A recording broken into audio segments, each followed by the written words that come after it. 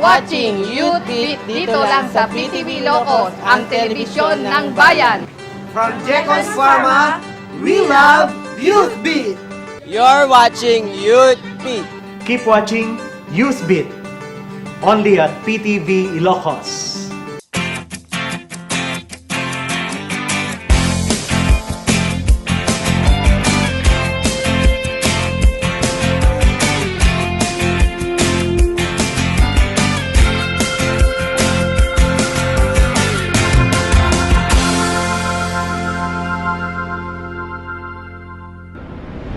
Lahat tayo ay may kanya-kanyang talento, mapalarangan ng sining, musika at siyensya.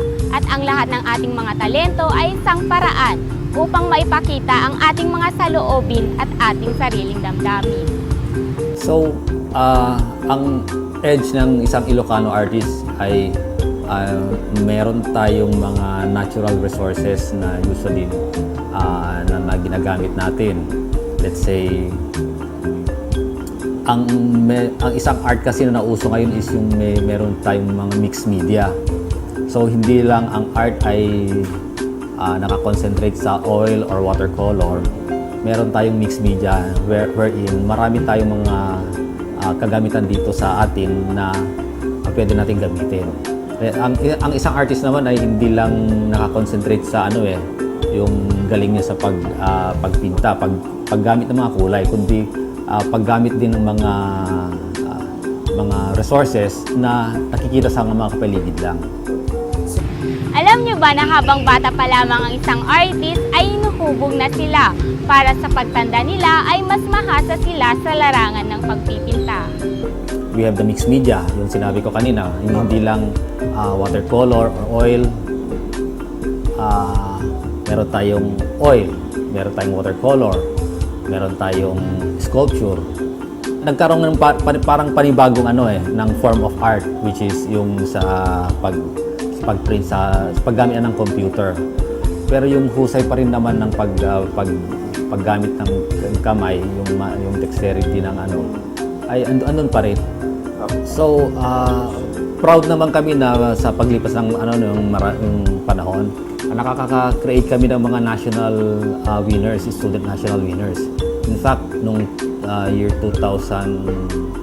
school year 2010 and 11, yung tatlong major na na national competitions na sinalihan ng mga estudyante ay puro tiga UNP ang nanalo.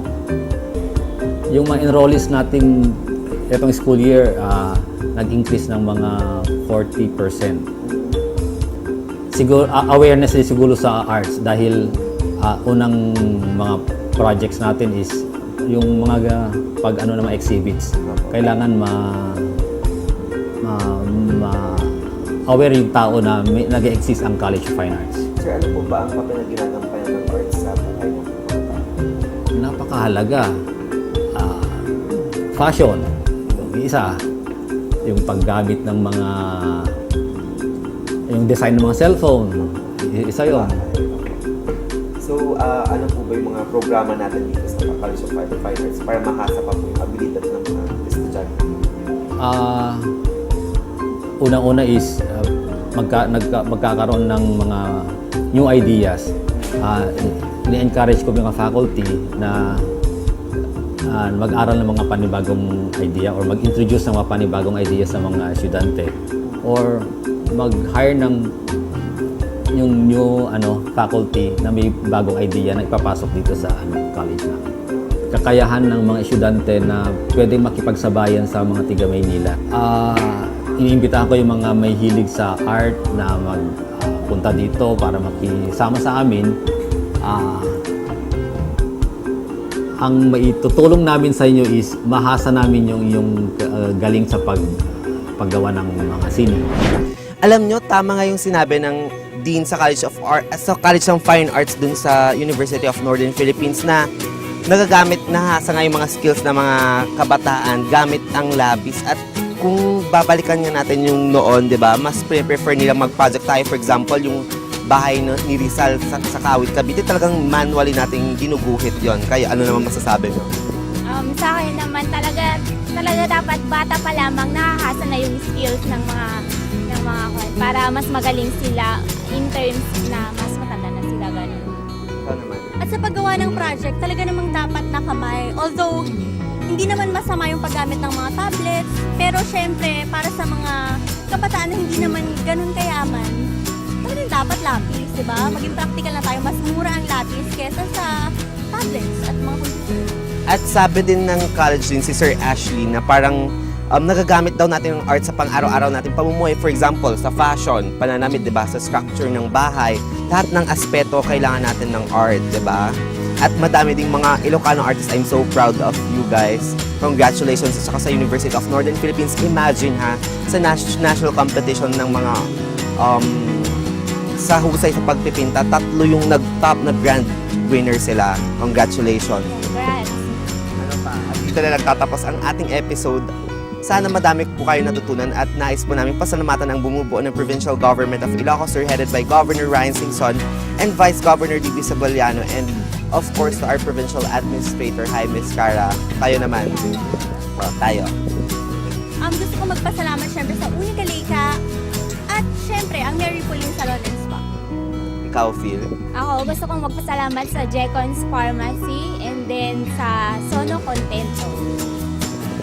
Ano pa? And to Dr. Rizaldi Arantes.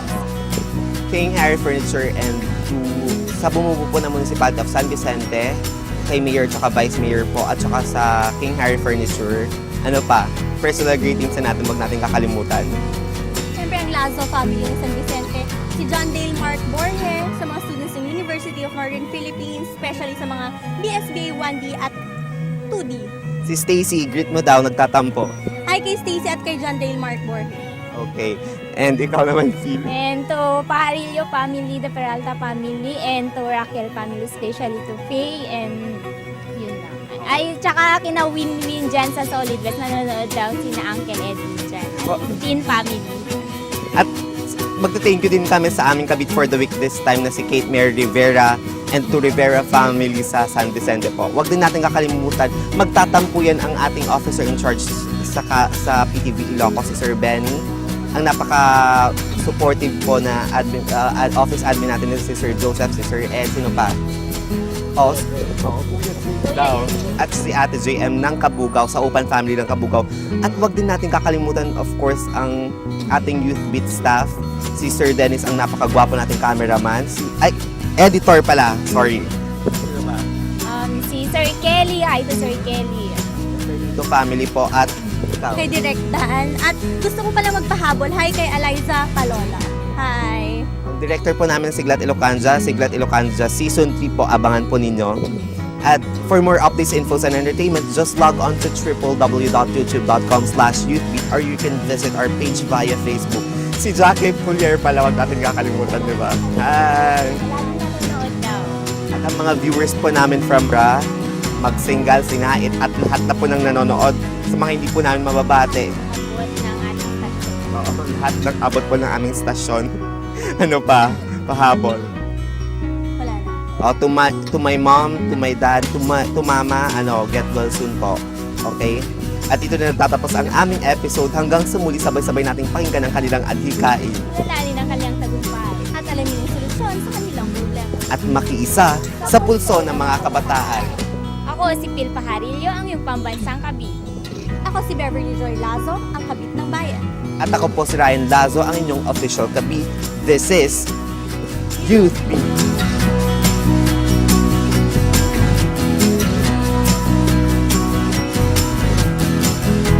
Tayo ay may kanya-kanyang talento. Then, Kapilo.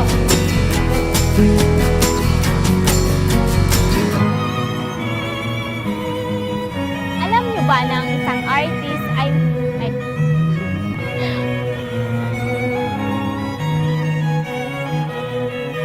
Nga pala si Kate Mary Rivera, ang inyong kabit for the week, at nandito ako para magbigay ng kaunting trivia about sa sining. Alam niyo ba sa edad 2 hanggang 4, ang mga bata ay nahahasa na... Naidulas na... Hindi nahahasa.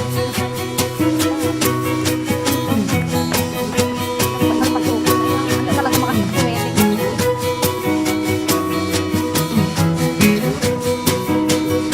Alam niyo, ulit na naman.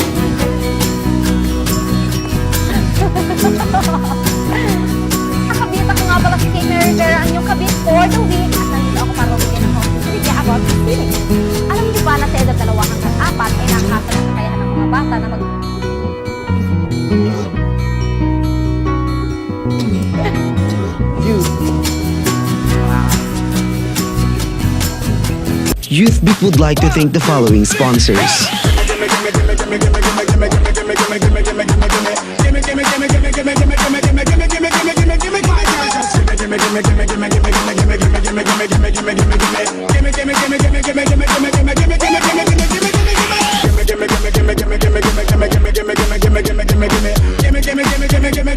You're watching Youth Beat. From Jekos Pharma, we love Youth Beat! You're watching Youth Beat. From Sound of Antenna Reservoir, we love you, Beat. You're watching